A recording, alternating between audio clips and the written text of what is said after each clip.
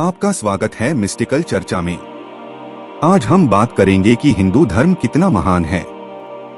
इस वीडियो को पूरा देखें। ये वीडियो आज के नौजवानों के लिए है जो हिंदू धर्म को अच्छे से समझ सके इस वीडियो के जरिए।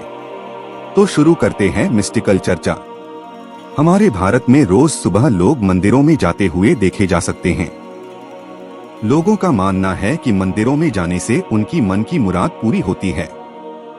क्या आप मानते हैं कि मंदिरों में जाने से आपकी मनोकामना पूरी होती है? इसके पीछे कोई ठोस कारण नहीं है, लेकिन विश्वास कहता है कि हाँ, ऐसा होता है। यदि मैं आपको कहूँ कि आपकी मान्यता सही है और इसका वैज्ञानिक कारण भी है, तो शायद आप अचंभित हो। हिंदुत्व और हिंदू धर्म शुरू से ही वैज्ञानिक धर्म रहा है, और जहाँ तक मंदिरों का सवाल है, यह बात वहाँ पर भी लागू होती है। आप जानेंगे कि हिंदू मंदिरों के निर्माण और वास्तुकला के पीछे कई वैज्ञानिक तथ्य है। इस विज्ञान के बारे में जानकर आप सच में आश्चर्यचकित रह जाएंगे। इसलिए मैं आपको हिंदू मंदिरों के पीछे मौजूद कई वैज्ञानिक तथ्य बताऊंगा और यह भी बताऊंगा कि लोग रोज मंदिर क्यों जाते हैं। भारतीय मंदिरों का निर्माण ऐसी जगह पर किया गया है जहां पर उत्तरी और दक्षिणी ध्रुव की चुंबकीय और विद्युतीय तरंगों से अधिकाधिक सकारात्मक ऊर्जा मिल सके। मुख्य मूर्ति को मंदिर के बीच या मुख्य केंद्र पर स्थापित किया जाता है, जिसे कि गर्भगृह या मूलस्थानम कहा जाता है। इस प्रकार मंदिर इस गर्भगृह के चारों ओर ही बना होता है। भारतीय मंदिरों का मूलस्थानम ऐसी जगह है जहां पर पृथ्वी की चुंबकीय किरणें सबसे ज्यादा पड़ती है। पहले मूर्ति के नीचे तांबे की प्लेट्स भी लगाई जाती थी। ये प्लेट्स पृथ्वी की चुंबकीय किरणों को अवशोषित कर इन्हें आसपास के वातावरण में फैला देती हैं। इसलिए जब आप मूर्ति के पास खड़े होते हैं तो ये ऊर्जा आपके शरीर में प्रवेश करती है। इस प्रकार आपके शरीर में आवश्यक सकारात्मक ऊर्जा का संचार होता है। इन मंदिरों में रखी हुई मूर्ति का मतलब भगवान नहीं है। मूर्ति भगवान की एक प्रतिमूर्ति और देवतुल्य है। यह मनुष्यों को केंद्रित कर परमात्मा को महसूस करने में मदद करती है। भगवान की पूजा आराधना करते समय व्यक्ति मानसिक प्रार्थना की एक अलग दुनिया में चला जाता है और अंततः उस परमात्मा को महसूस करता है। इस प्रकार यह मूर्ति मनुष्य को केंद्रित कर परमात्मा को महसूस करने में मदद करती है।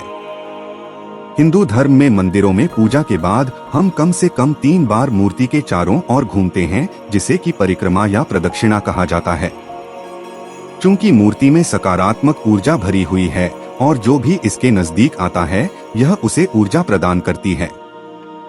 इस प्रकार जब आप मूर्ति की परिक्रमा करते हैं तो मूर्ति द्वारा आपको सकारात्मक ऊर्जा प्रदान की जाती है। यह कई बीमारियों को दूर करती है और दिमाग को स्वस्थ रखती है। भारत में मंदिरों में घंटियां लगी होती है। मंदिर की घंटियां भी सामान्य धातु से नहीं बनी होती। ये कैडमियम, जस्ता, सीसा, तांबा, निकल, क्रोमियम और मैंगनीज जैसे विभिन्न धातुओं के मिश्रण से बनी होती हैं। इन धातुओं के मिश्रण में भी एक विज्ञान छिपा हुआ है। इन्हें इस तरह से मिलाया जाता है कि घंटी को बजाने पर हर धातु अपनी एक अलग आवाज निकालती है और ध्वनि ऊर्जा ही है। इससे आपके दाएं और बाएं दोनों दिमागों का मिलन होता है। इसलिए जब भी आप घंटी बजाते हैं तो एक तीखी और तेज ध्वनि आती है जो कि कम से कम 7 सेकंड तक रहती है। घंटी की यह गूंज शरीर के साथ चिकित्सा केंद्रों और शरीर के चक्रों को छूती है। इसलिए जब यह घंटी बजती है तो आपका दिमाग एकदम शून्य हो जाता है और आप शांत अवस्था में चले जाते हैं। इस अवस्था में आपका दिमाग एकदम ग्रहणशील और जागरूक हो जाता है। आपने देखा होगा कि मंदिरों में मूर्तियों को एक मिश्रण से धोकर उसे भक्तों में वितरित किया जाता है, जिसे कि चरणामृत कहा जाता है। यह एक साधारण मिश्रण ही होता है। इसमें पवित्र तुलसी, केसर, इलायची और लौंग मिली होती हैं। जैसा कि हम सब जानते हैं कि इन सब में एक अच्छा चिकित्सकीय गुण है। जब इनसे मूर्ति को धोया जाता है तो उसमें मौजूद चुंबकीय विकिरण भी इनमें मिल जाते हैं और इनका चिकित्सकीय गुण और बढ़ा देते हैं। भक्तों को इसकी 3 चम्मच वितरित की जाती है। पानी जहां मैग्नेटोथेरेपी का अच्छा स्रोत है, वहीं लौंग दांतों की रक्षा करती है। केसर और तुलसी सर्दी जुकाम से बचाती हैं। इलायची एक प्राकृतिक माउथ फ्रेशनर है। मंदिरों में शंख बजाने के पीछे मान्यता है कि इससे पवित्र ओम की ध्वनि निकलती है, जो कि ब्रह्मांड की पहली आवाज थी। शंख की ध्वनि किसी अच्छे काम के शंखनाद शुरुआत का प्रतीक है। यह एक पवित्र ध्वनि है जो कि नई ताजगी और नई आशा की प्रतीक है। मंदिर में मौजूद सकारात्मक ऊर्जा के साथ मिलकर यह भक्तों पर कई अच्छे प्रभाव डालती है और इसकी ध्वनि नेगेटिव ऊर्जा को भी दूर करती है। जैसा कि जाना जाता है कि ऊर्जा ना तो पैदा की जा सकती है और ना ही खत्म की जा सकती है। यह केवल एक व्यक्ति से दूसरे व्यक्ति के शरीर में प्रवेश करती है।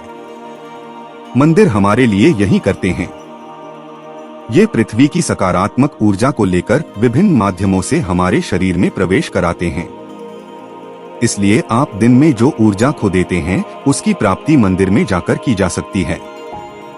इसलिए मंदिर जाने के पीछे उद्देश्य भगवान को भोग लगाना नहीं है, बल्कि अपनी इंद्रियों में ऊर्जा का संचार करना है। इसीलिए पूजा के बाद मंदिरों में कुछ देर बैठने की परंपरा कायम है। इस प्रकार मंदिर में जाना और पूजा आराधना करना सर्वोपरि है। उम्मीद है आपको ये वीडियो अच्छा लगा होगा। कृपया चैनल को सब्सक्राइब करें और देखते रहिए मिस्टिकल चर्चा। धन्यवाद।